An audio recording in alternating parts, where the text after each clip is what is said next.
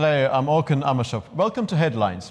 Speaking at the World Economic Forum in Davos, Ukrainian President Volodymyr Zelenskyy urged European leaders to establish the continent as an indispensable player on the global stage, adding that his country needs at least 200,000 allied troops in order to enforce a peace deal with Russia. US President Donald Trump, on the other side, earlier stated that he would add new tariffs to his sanctions threat against Russia if Moscow refuses to sign a deal to end the war in Ukraine. The US leader has also said that these punitive measures could also be applied to other participating countries. Joining me now to discuss this issue from New York, Yulia O'Connell of Dignitas Ukraine. Yulia, it's great to see you. Thank you very much indeed for joining us today. Thank you for having me. Thank you. Happy to join. Thank you. I mean, in principle, how successful has President Zelenskyy been so far in persuading European leaders that the defense of Ukraine actually amounts to the defense of Europe? I think this has been very central to Ukrainian foreign policy. I think President Zelenskyy in Switzerland said that let us not forget that there's no ocean separating European countries from Russia in order to add certain degree of that validity to his argument. Do you think he has been successful in persuading European leaders about this particular moment? I believe that President Zelenskyy did a lot, and he, on international level, was extremely successful. His job as a leader and someone who pursues European leaders, American leaders, he's been in this for the past 3 years almost of the full-scale invasion. And we as Ukrainians believe that on the international stage, he has been extremely vocal, extremely successful, extremely persuasive. We really kind of grateful that we have a leader who has such who put a lot of effort into the international engage in international community. We see that it brought up a lot of different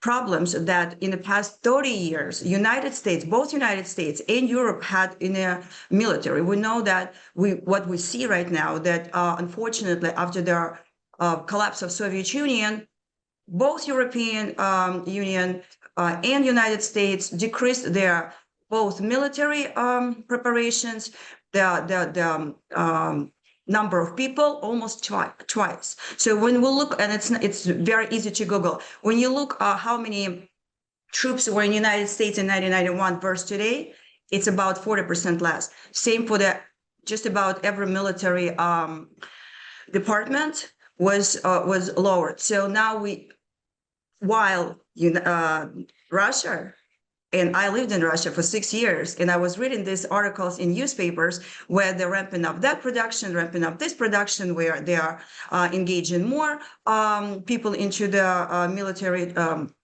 And like in Russia, everybody should go through the military training.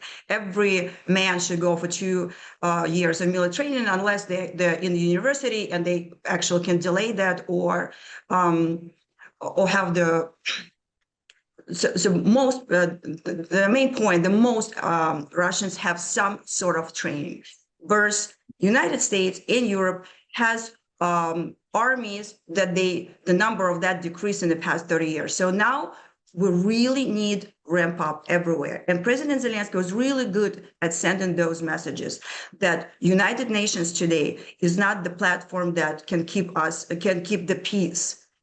There's a lot of reforms has to be done in the securities, in the world securities, and he was extremely vocal about that.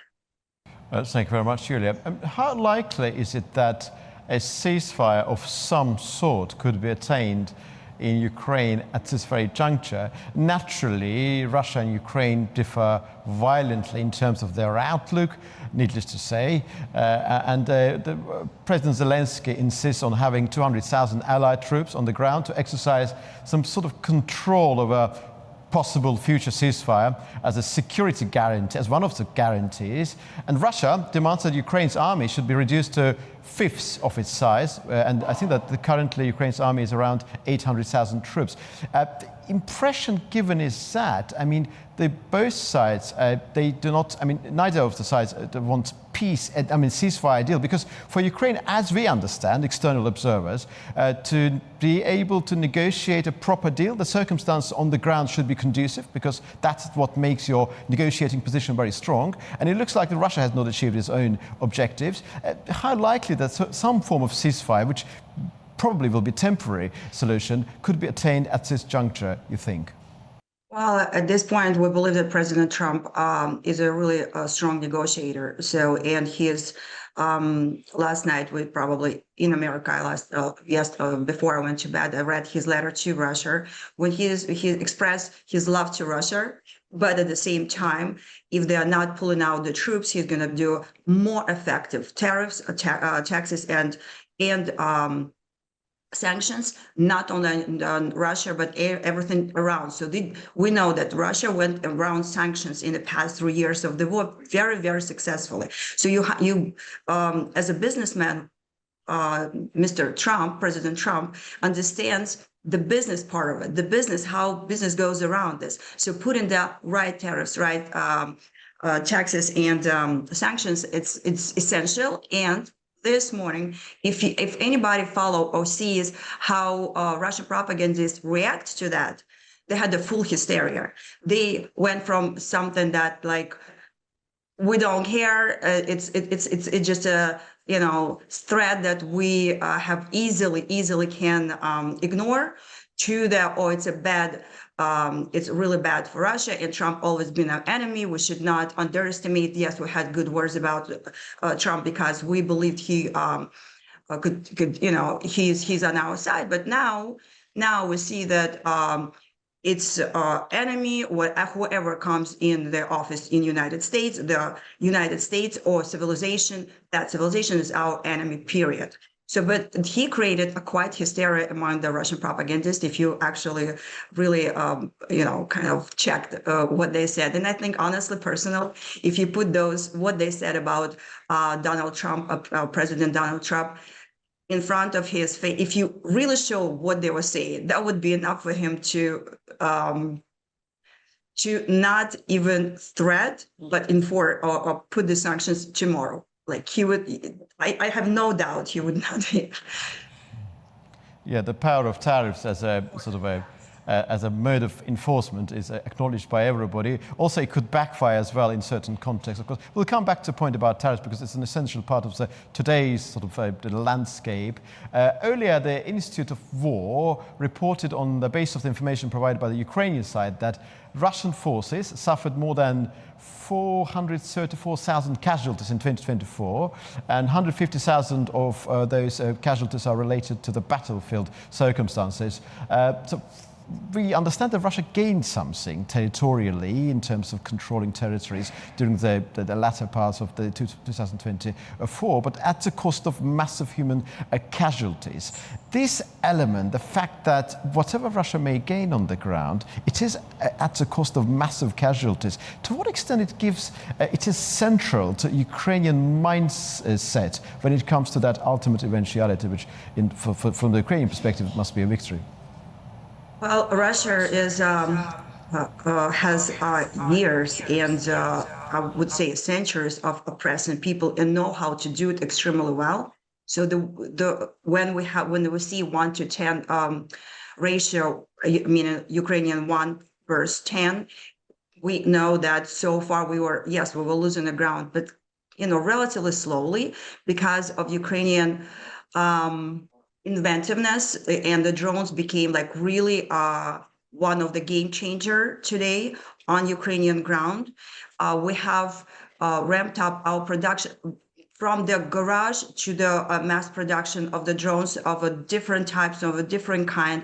We drew a lot of attention of Miltech from all around the world. What we do need is a capital market, and the US and European Union can help us with the capital market, with the funds to ramp up the drone production. But in terms of what we see it if Russia moving forward and we do not unite enough in United States, in Europe, don't put enough pressure on every single level on Russia.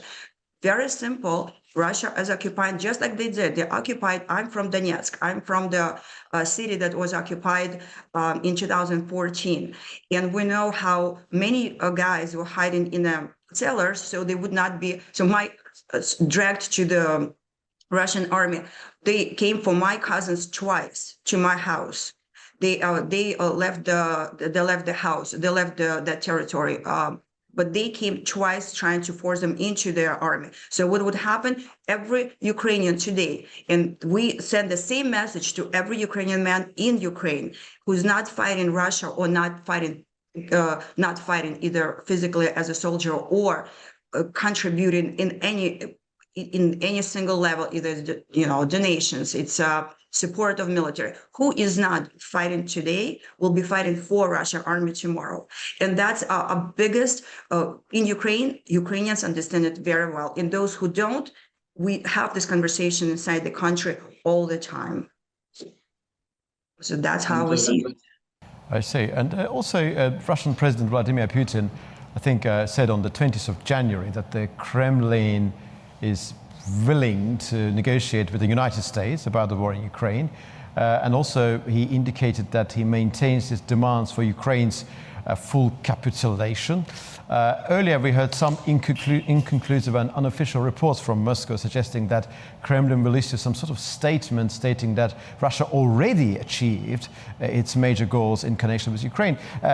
So what I'm trying to ask you here is that bearing in mind Russia may sort of describe whatever it achieved in Ukraine at this juncture as a victory, do you think that it could be described, it could be construed as a premonition of something, sort of a preparation for that statement that we achieve what we set out to achieve and a ceasefire deal is sort of possible? Have you noticed this particular logic in the making?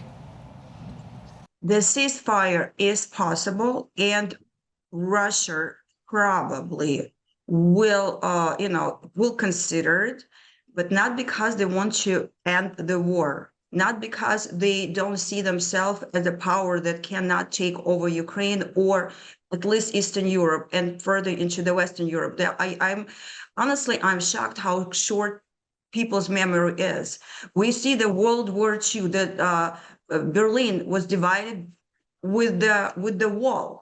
And today, when Scholz is blocking aid to Ukraine, maybe he should walk the Berlin streets and see that they still have pieces of the wall they kept it as a in the memory of it. Maybe should see that. And that was a Soviet Union, and today's Russia is basically in Mr. Putin and President. Wrong to say Mr. Putin. Putin said that. He wanted to restore the order that the Soviet Union had. That order included half of Berlin. This is so in a way to see that Russia will take a ceasefire to think about how they can actually be more prosperous country, or how they can develop their human capital, or how they can be on the global stage distant, good neighbor for other countries. They're not going to do that. They're going to take the time to produce more weapons, produce more drones, and they already have by far more experience than any Western allies right now on the ground. On the ground, they use all kind of incentives. Either it's a salary or it's salary for the soldiers, or either it's very simple how in Russia it happens very simple. You need these people, you find thousands ways how to drag them to the army. Simply as catching the guy on the street, putting like marijuana in his pocket, arrest him and say, okay, either you sign the contract, go to the army, or you're gonna face like 10 years in jail for possessing this, which they actually would sneak right into the pocket. It's in millions of different ways they can increase the number of army in putting all in. That's we should understand. But his capital market, his economy is not that one. He probably should understand that he is betting that Europe and America will take in his. I would not say it's bluff because he's putting all his economy into that, but his economy is not strong enough to do it. What he's hoping that somebody like Scholz will block, somebody like Orban will find a way, or somebody like Fitz in European Union will be blocking it, and somebody like he's hoping that he can promote that idea in United States that that among Trump supporters that Russia is a strong state that should be not, and you should not be get involved with them.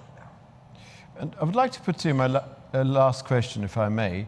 It may sound a bit sort of cynical. I do apologize for that in advance. But this has been reverberating for some considerable time in different parts of the world. US President Donald Trump earlier promised to end this conflict very, very quickly. And after his inauguration, he stated that Vladimir Putin was destroying Russia and should make a deal. So the war is not within the best interest of Russia. That's what Donald Trump said. And for some analysts, this particular moment has reiterated the argument that for the United States and its allies, the main focus in the context of this conflict is to weaken Russia by crippling its economy, with the objective of saving Ukraine being secondary. How do you feel about this conjecture? We perfectly understand that for Ukraine, recovery of its territorial integrity and sovereignty, it's a matter of national dignity and it's a matter of national resolve, but also Ukraine, of course, needs support from outside. How do you feel about this conjecture that for the Western allies, the fundamental thing is to weaken Russia as opposed to help Ukraine? Quite agree with that statement. We very much agree that it's, make America great again. Part of it is to have a very strong presence on a global stage, in a global theater. So America great is in the borders of the United States. It's not America great. It's a great country. But to me, to be a really great, it's when you actually can support not only your neighbors, could be Canada, but to be just, to enforce justice in the world. So America great is I believe that President Trump and all his supporters from who believe it make America great again, believe that United States is essential to the world order, and America is a part of this big world. There is no world order if United States stepped out of it. This is how the reality is today. We know that United States have they have a lot on their hands, and the President Trump has a lot on his hands. There is a Middle East conflict. There are specific has to be addressed, and Europe was, in the past 30 years, because it was pretty peaceful and nobody ever thought it going to be, conflict, the war that not a single Ukrainian thought that could happen, that Russians would invade. We speak the same language in terms of I'm Russian speaking, I speak Ukrainian now, but I'm Russian. You could never imagine. And I don't think anybody in the world could imagine. So yes, Europe was, for American army, it was in a one big unit. If you know that when you look at the army doctrine, they have Europe, Africa. So they did look like one continent. They didn't look at Pacific. Pacific has their own army training presence and everything. Middle East its own, but Europe was Europe, Africa. Because no one was expecting to be in the 21st century when people integrated. The people can meet each other, travel. Russia was I lived in Russia, in Moscow. People experienced very high standards of living. They had a good food, the good clothes. They go out. They enjoyed everything that, in general, Western world has. Why would they want to destroy it? And President Trump, as a businessman and as a person with who thinks practically, for him, it's hard to understand. Why would you ruin that? why would you ruin the well-being of your people? So he probably thought that 24 hours would be enough to convince somebody who is also, but I think that a little bit more history lessons should be presented to to President Trump. He should see a little bit more into the Russia as in their leadership that was oppressive, and it's imperialistic for centuries. Thank you, Yulia. I'm grateful to you for your time. Thank you very much indeed. Thank you. This was Yulia O'Connell of Dignitas Ukraine from New York. See you very soon.